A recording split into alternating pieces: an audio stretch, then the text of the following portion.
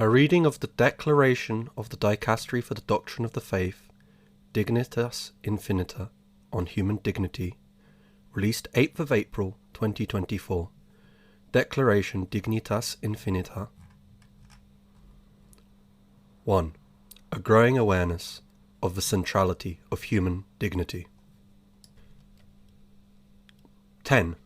Already in classical antiquity, an intuition about human dignity emerged from social perspective that viewed each person as invested with a particular dignity based on their rank and status within an established order.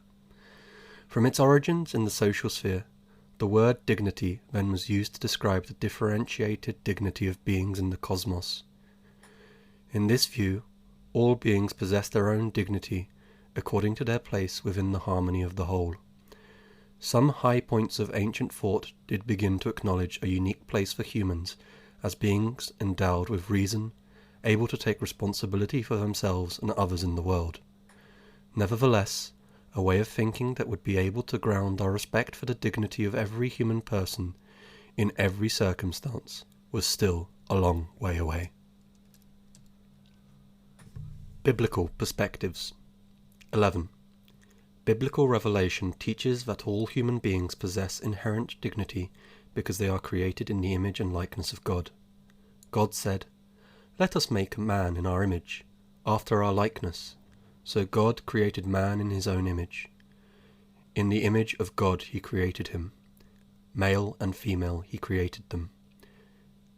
Genesis chapter 1, verses 26 to 27. With this, humanity has a specific quality that means it is not reducible to purely material elements. Moreover, the image does not define the soul or its intellectual abilities, but the dignity of man and woman in their relationship of equality and mutual love. Both the man and the woman represent God in the world and are also called to cherish and nurture the world. Because of this, to be created in the image of God means to possess a sacred value that transcends every distinction of a sexual, social, political, cultural, and religious nature. Our dignity is bestowed upon us by God. It is neither claimed nor deserved. Every human being is loved and willed by God, and thus has an inviolable dignity. In Exodus, at the heart of the Old Testament, God shows himself to be the one who hears the cry of the poor, sees the misery of his people, and cares for those who are least, and for the oppressed. The same teaching can be found in the Deuteronomic Code, Deuteronomy 12 to 26. Here the teaching on rights is transformed into a manifesto of human dignity, particularly in the favour of the threefold category of the orphan, the widow, and the stranger. Deuteronomy 24:17. The ancient precepts of Exodus are recalled and applied to the moment in the preaching of the prophets, who represent the critical conscience of Israel. The prophets Amos, Hosea, Isaiah, Micah, and Jeremiah have entire chapters denouncing injustice. Amos bitterly decries the oppression of the poor and his listeners' failure to recognize any fundamental human dignity in the destitute. Amos, chapter 2, 6 to 7 verse. Amos, chapter 4, verse 1. Amos, chapter 5, verses 11 to 12. Isaiah pronounces a curse against those who trample on the rights of the poor, denying them all justice. Woe to those who decree iniquitous decrees, and the writers who keep writing oppression, to turn aside the needy from justice. Isaiah chapter 10, verses 1 to 2. This prophetic teaching is echoed in wisdom literature. For example, Sirach equates the oppression of the poor with murder. To take away a neighbour's living is to murder him. To deprive an employee of his wages is to shed blood. Book of Sirach, chapter 34, verse 22. In the Psalms, the religious relationship with God comes through the defense of the weak and needy. Do justice for the weak and the orphan. Give justice to the poor and afflicted. Rescue the weak and the needy. Set them free from the hand of the wicked. Psalm 82, verses 3 to 4. 12. Born and raised in humble conditions, Jesus reveals the dignity of the needy and those who labour. Then, throughout his public ministry, he affirms the value and dignity of all who bear the image of God. Regardless of their social status and external circumstances, Jesus broke down cultural and cultic barriers, restoring dignity to those who were rejected or were considered to be on the margins of society, such as tax collectors. Gospel according to Matthew, chapter 9, verses 10 to 11. Women. The Gospel according to St. John, chapter 4, verses 1 to 42. Children. The Gospel according to St. Mark, chapter 10, verses 14 to 15. Lepers. The Gospel according to Matthew, chapter 8, verses 2 to 3. The sick. The Gospel according to St. Mark, chapter 1, verses 29 to 34. Strangers. The Gospel according to St. Matthew, chapter 25, verse 35. And widows. The Gospel according to St. Luke, chapter 7, verses 11 to 15. He heals, feeds, defends, liberates, and saves. He is described as a shepherd who is concerned about the one sheep that was lost. The Gospel according to St. Matthew, chapter 18, verses 12 to 14. He identifies with the least of his brethren. As you did it to one of the least of these my brethren, you did it to me. The Gospel according to St. Matthew, chapter 25, verse 40. In biblical language, the little ones are not only the children, but are also the vulnerable, the most insignificant, the outcast, the oppressed, the discarded, the poor, the marginalized, the unlearned, the sick, and those who are downtrodden by the powerful. The glorious Christ will judge by the love of neighbour that consists in ministering to the hungry, the thirsty, the stranger, the naked, the sick, and the imprisoned, with whom he identifies. The Gospel according to St. Matthew, chapter 25, verses 34 to 36. For Jesus, the good done to every human being, regardless of the ties of blood or religion, is the single criterion of judgment.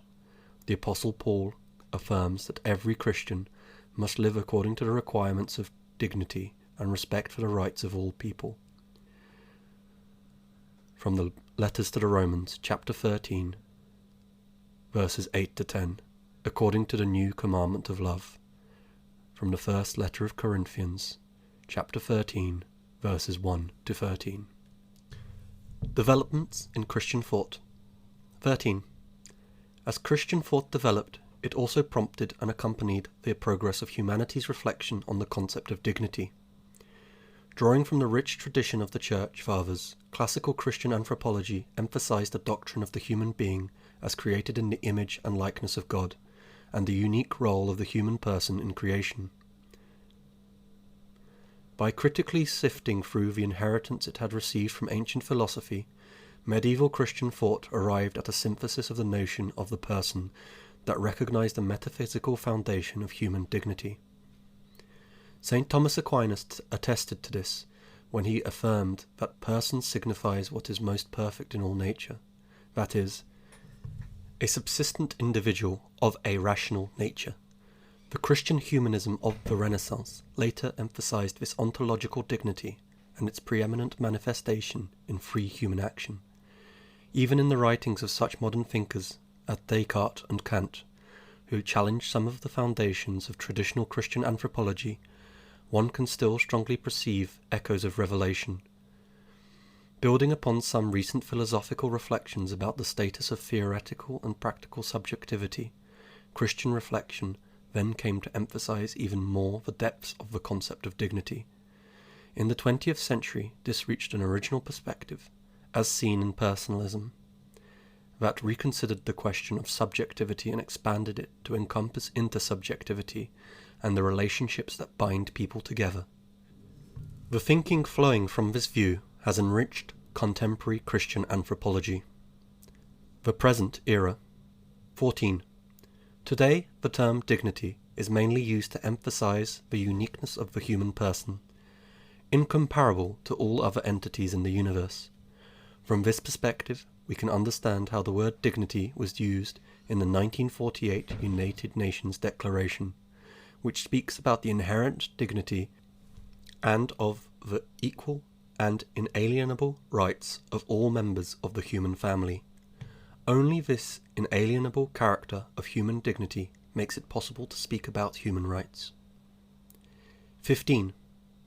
To clarify the concept of dignity even further, it is essential to point out that dignity is not something granted to the person by others based on their gifts or qualities, such that it could be withdrawn. Were it so bestowed, it would be given in a conditional and alienable way, and then the very meaning of dignity, however worthy of great respect, would remain exposed to the risk of being abolished. Instead, dignity is intrinsic to the person. It is not conferred subsequently, a posteriori. It is prior to any recognition, and it cannot be lost. All human beings possess this same intrinsic dignity, regardless whether or not they can express it in a suitable manner. 16. For this reason, the Second Vatican Council speaks of the sublime dignity of the human person who stands above all things and whose rights and duties are universal and inviolable. As the opening line of the Conciliar Declaration Dignitatis Humanae recalls, contemporary man is becoming increasingly conscious of the dignity of the human person. More and more people are demanding that men should exercise fully their own judgment and their responsible freedom in their actions, and should not be subject to the pressure of coercion, but be inspired by a sense of duty. Such freedom of thought and conscience, both individual and communal, is based on the recognition of human dignity, as known through the revealed Word of God, and by reason itself. The Church's magisterium progressively developed an ever greater understanding of the meaning of human dignity, along with its demands and consequences, until it arrived at the recognition that the dignity of every human being prevails beyond all circumstances.